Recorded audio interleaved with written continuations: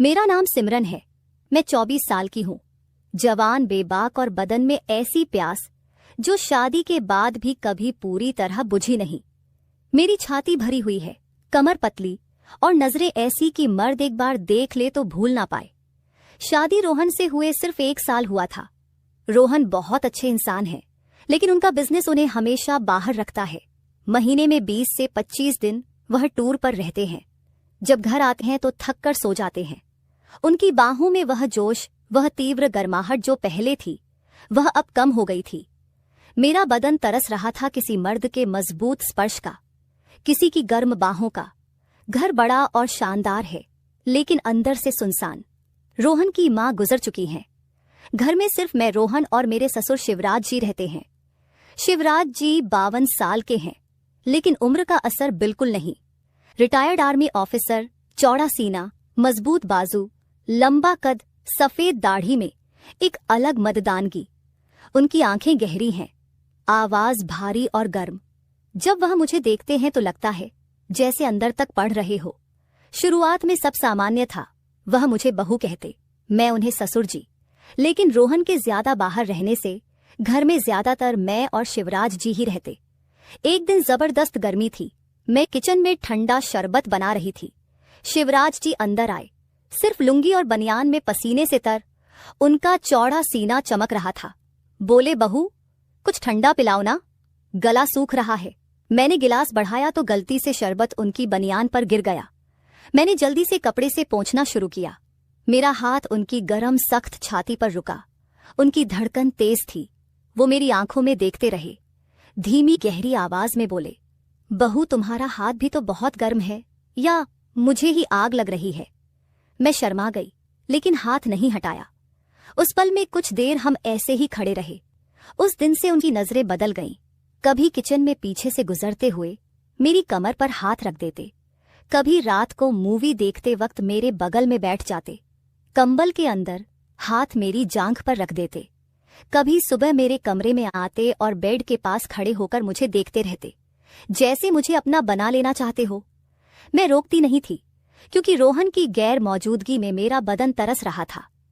शिवराज जी की नजरें, उनका मजबूत बदन, उनकी गहरी आवाज, सब कुछ मुझे बेचैन कर रहा था।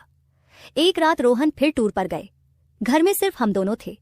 उस रात रोहन फिर टूर पर थे। घर में सिर्फ मैं और ससुर जी थे। बारिश बहुत तेज हो रही थी, बिजली कड़क रही थी और अचानक पूरी लाइट्स चली गई। घर में घूप अंधेरा छा गया। मैं अपने कमरे में लेटी थी। दिल तेज धड़क रहा था। नींद नहीं आ रही थी। ससुर जी की वह नजरें, उनका स्पर्श, उनकी गहरी आवाज, सब याद आ रहा था। मेरा बदन सुलग रहा था, जैसे सालों की प्यास एक साथ उबाल मार रही हो। अचानक दरवाजा खटका। ससुर जी अंदर आए, सिर्फ एक पतली बनियान और लुंगी में। उनके बाल गीले थे, बदन पर बारिश की बूंदें चमक रही थीं। वो बेड के पास आए और धीमी भारी आवाज में बोले, बहू नींद नहीं आ रही? अंधेरे से डर लग रहा है क्या? मैं बेड पर बैठ गई। बोली, नहीं ससुर जी, बस कुछ बेचैनी सी है। वो मेरे बगल में बेड के किनारे पर बैठ गए। कमरे में सिर्फ बाहर की हल्की रोशनी थी। उन्होंने मेरा हाथ पकड़ा और बोले, सिमरन, मैं जानता हूं तुम क्या महसूस कर रही हो। रोहन तुम्हें वह नहीं दे पाता जो तुम्हारा हक है। मैं तुम्हारी आंखों में वह प्यास देखता हूं जो मुझे भी जला रही है। मेरा दिल पागलों की तरह धड़कने लगा। मैंने हाथ नहीं छुड़ाया। बोली, ससुर जी, यह गलत है। वो मेरे और करीब सरक आए। उनकी सांसें मेरे चेहरे पर लग रही थी। बोले, गलत सही की परवाह कौन करता है बहू? जब बदन की आग बेकाबू हो जाए।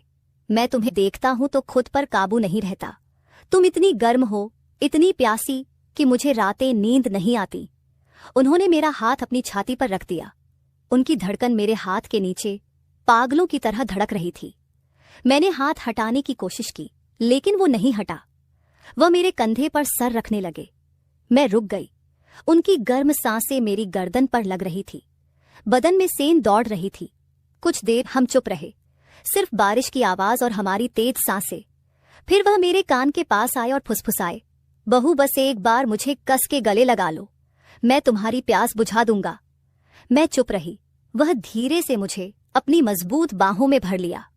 उनका चौड़ा सीना मेरे बदन से सटा हुआ था। मैंने भी आंखें बंद करके उन्हें कस के पकड़ लिया।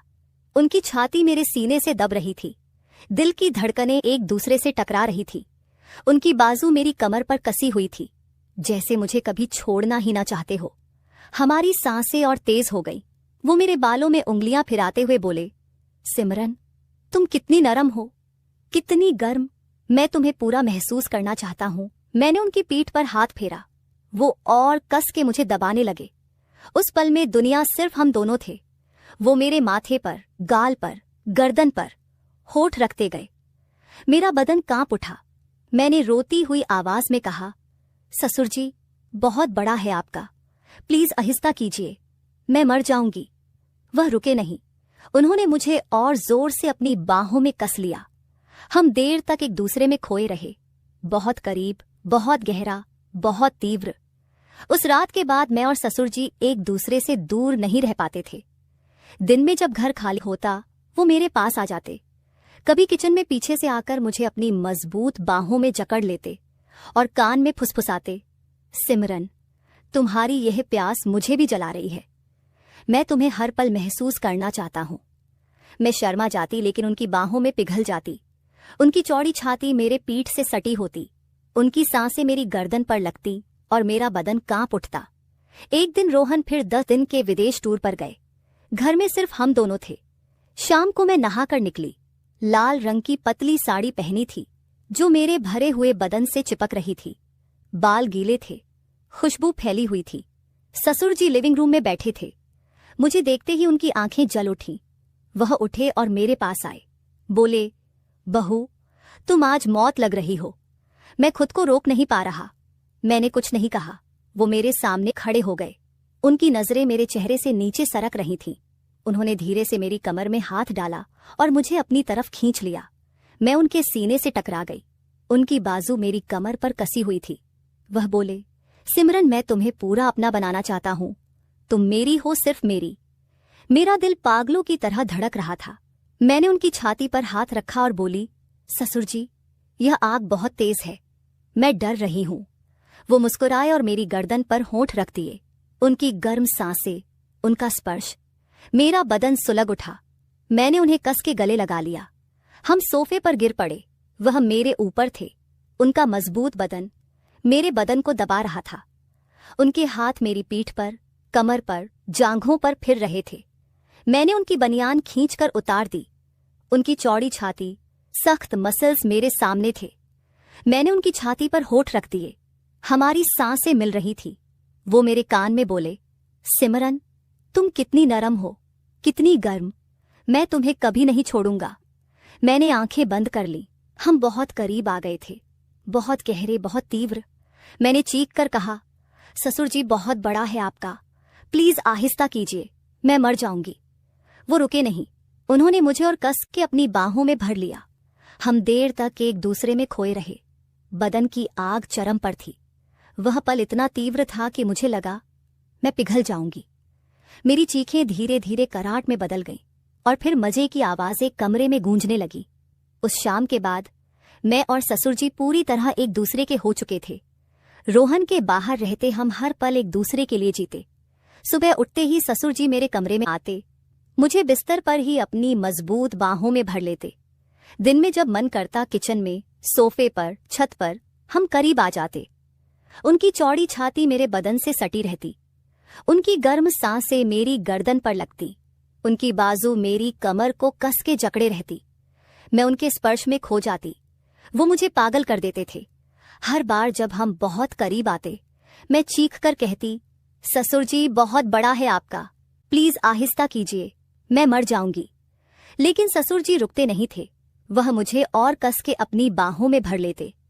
मेरी चीखें धीरे धीरे कराहट में बदल जाती और फिर मजे की आवाजें कमरे में गूंजने लगती। वो रातें हमारे लिए स्वर्ग थी। मेरी सालों की प्यास ससुर जी की आग से बुझ रही थी, लेकिन हर सुख के साथ डर भी बढ़ता जा रहा था। मुझे पता था कि यह रात ज्यादा दिन नहीं छुपेगा। पड़ोसी नौकरानी किसी की नजर पड़ सकती थी। फिर एक दिन वह हुआ जिसका डर था। रोहन का टूर अचानक खत्म हो गया। वो बिना बताए दोपहर को घर लौट आए। मैं और ससुर जी उस वक्त मेरे कमरे में थे। ससुर जी मुझे अपनी बाहों में लिए हुए थे। हम बहुत करीब थे, बहुत गहरे। दरवाजा खुला और रोहन अंदर आ गए। सब कुछ ठहर सा गया। रोहन की आंखें पहले हैरानी से फैली, फिर दर्द से भर गई, फिर गुस्से से लाल हो गई।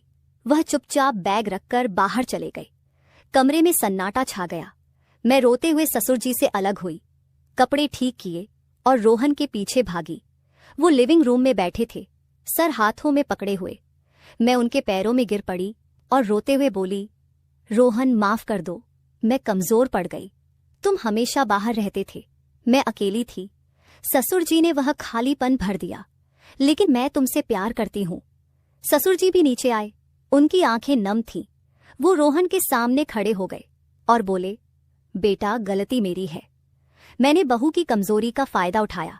रोहन ने लंबी सांस ली, उनकी आवाज में दर्द था। बोले, सिमरन पापा, मैंने तुम दोनों पर भरोसा किया था, यह घर हमारा था, लेकिन अब यह भरोसा टूट चुका है। उस रात कोई नहीं सोया, घर में सन्नाटा था, सिर्फ मेरे रोने की आवाज गूंज रही थी। उस दिन के बाद घर में भारी सन्नाटा छा गया। रोहन ने हमें कुछ नहीं कहा, वो अपना बैग लेकर होटल चले गए। मैं और ससुर जी अलग अलग कमरों में बंद होकर रोते रहे। मुझे खुद पर गुस्सा था, शर्म थी, लेकिन ससुर जी की यादें भी बार बार आ रही थीं। उनकी मजबूत बाहें, उनकी चौड़ी छाती, उनकी गर्म सांसें, वह रातें, सब कुछ दिल में जल रहा था। 3 दिन बाद रोहन लौटे। उनका चेहरा पत्थर जैसा था। उन्होंने हमें बुलाया और बोले, सिमरन पापा, मैंने पूरी रात सोचा, मैं तुम दोनों को खोना नहीं चाहता। पापा मेरे पिता हैं, सिमरन मेरी बीवी, लेकिन जो हुआ वह भरोसा तोड़ चुका है। मैं तुम्हें माफ कर सकता हूं, लेकिन भूल नहीं सकता। मैं रो पड़ी, घुटनों पर बैठ गई और बोली, रोहन माफ कर दो, मैं कमजोर पड़ गई थी। तुम हमेशा बाहर रहते थे, मैं अकेली थी। ससुर जी ने वो प्यास बुझाई जो सालों से सुलग रही थी। लेकिन मैं तुमसे प्यार करती हूँ, वो सिर्फ बदन की भूख थी, दिल से मैं तुम्हारी हूँ। ससुर जी भी आगे आए, उनकी आंखें नम थीं। बोले, बेटा गलती मेरी है, मैंने बहू की कमजोरी का फायदा उठाया। अगर तुम चाहो तो मैं घर छोड़ दूंगा। रोहन ने लंबी सांस ली, फिर बोले, नहीं पापा, आप कहीं नहीं जाएंगे, यह घर हम तीनों का है, लेकिन अब सब कुछ बदलना होगा। सिमरन, मैं अपनी नौकरी में बदलाव करूंगा, अब मैं ज्यादा घर पर रहूंगा। मैं तुम्हें वह सारा प्यार, वह सारी गर्माहट दूंगा जो पहले कमी थी। और पापा, हम तीनों मिलकर ये घर फिर से बनाएंगे। लेकिन तुम दोनों के बीच जो हुआ वो कभी दोबारा नहीं होना चाहिए। हम तीनों चुप रहे। फिर रोहन ने मुझे गले लगा लिया। उसकी बाहों में मुझे फिर से वह पुराना सुकून मिला। ससुर जी चुपचाप ऊपर चले गए। अगले कुछ महीने बहुत मुश्किल थे। ससुर जी घर पर ही रहे, लेकिन हम दोनों ने एक दूसरे से पूरी दूरी बना ली। नजरें मिलती तो दिल धड़क जाता, लेकिन हम मुड़ जाते। रोहन अब सच में बदल गए थे। वो पहले की तरह विदेश टूर कम करने लगे। रातें फिर से हमारी हो गईं। रोहन ने मुझे वह सारा जोश, वह सारी गर्माहट दी जो पहले कमी थी। हमारा रिश्ता पहले से ज्यादा मजबूत हो गया। मैंने कोशिश की कि ससुर जी को भूल जाऊं, लेकिन पूरी तरह भूल नहीं पाई। एक दिन ससुर जी ने मुझसे अकेले में बात की। बोले, बहू, मैं जा रहा हूं, गांव में अपना पुराना घर है, वहीं रहूंगा। रोहन को खुश रखना, लेकिन याद रखना तुम मेरे दिल में हमेशा रहोगी। वो रातें, वो गर्माहट मैं कभी नहीं भूलूंगा। मैं रो पड़ी, उन्हें आखिरी बार गले लगा लिया। बोली, ससुर जी, आप भी खुश रहिए। वह सब एक सपना था जो खत्म हो गया। ससुर जी चले गए। अब घर में सिर्फ मैं और रोहन हैं। हमारा रिश्ता पहले से कहीं ज्यादा गहरा और गर्म हो गया है। रोहन मुझे वह सारा प्यार देते हैं जो पहले कमी था। लेकिन आज भी जब रात में अकेली होती हूँ, ससुर जी की वह मजबूत बाहें, वो चौड़ी छाती, वह तेज सांसें याद आती हैं। दिल में एक मीठा दर्द सा उठता है। मैं मुस्कुराकर आंखें बंद कर लेती हूँ। शायद वह प्यार था, शायद सिर्फ बदन की प्यास, लेकिन वो राज, वो आग मेरे अंदर कहीं आज भी सुलग रही है। ये थी मेरी पूरी कहानी। मैं सिमरन हूँ और यह मेरा वह राज था जो मैंने सिर्फ तुमसे साझा